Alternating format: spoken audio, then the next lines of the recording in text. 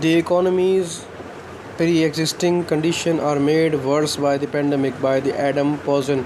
The pandemic will worsen for a pre-existing condition of the world economy. They will remain reversible through the major surgery but turn chronic and the damaging absent such intervention. The first of these conditions is secular stagnations, the combination of the low productivity growth, a lack of private investment returns, and near deflation. This will deepen as people stay risk averse and save more following and the pandemic will worse persistently weaken damage and innovation. Second, the gap between the rich countries along with a few emergency market and the rest of the world in their resilience to crisis will have widen further. Economic nationalism will increasingly lead the governments to shut off their own economies from the rest of the world.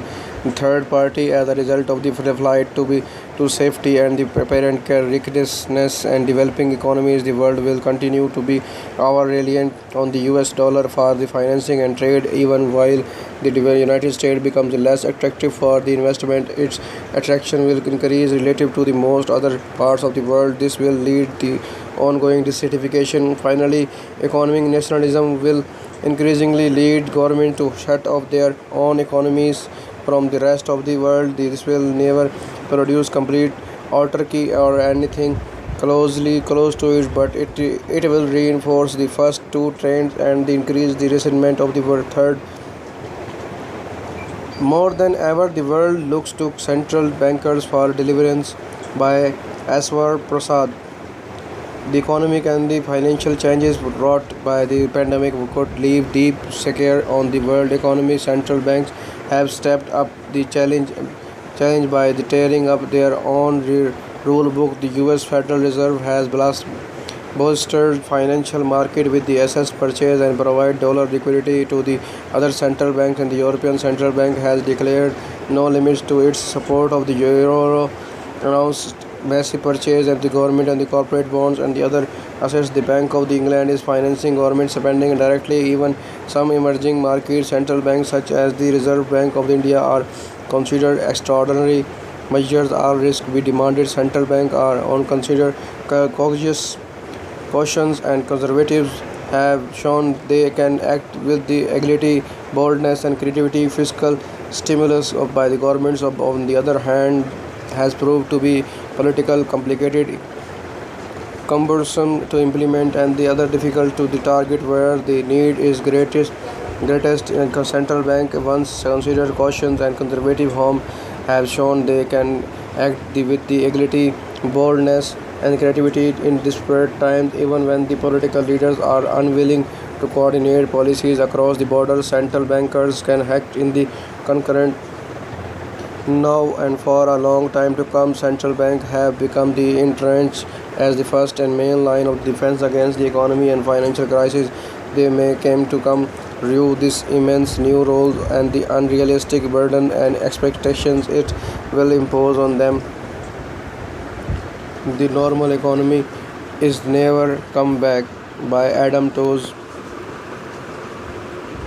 As the lockdown began, the first impulse was to research for the historical analogies 1914, 1929, 1941. Since then, what has come ever more to be the for is the historical novelty of the shock we are living through. There is something new under the sun, and it is horrifying. The economic fallout defies calculation. Many countries face far deeper and more savage economic shocks than they have ever previously experienced in the sector like retail already under the fiery pressure from the online competition to the temporary lockdown may prove to be terminal by many stories will not reopen their job permanently lost, and millions of the workers, small businesses owner and their families are facing catastrophe.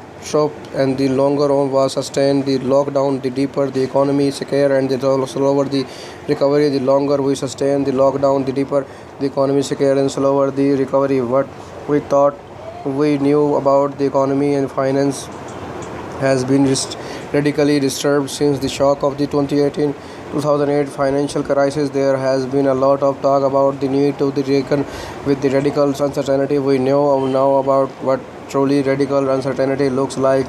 We are witnessing the largest combined fiscal effort since the World War II, but it is already clear that the first round may not be enough. There are few illusions about the unprecedented acrobatic that central banks are performing to deal with the accumulated liabilities. Historic suggested some radical alternative, including a burst of the inflation or the unorganized public defaults, which would not be drastic as it sounds if it affects per government debts held by the central bank.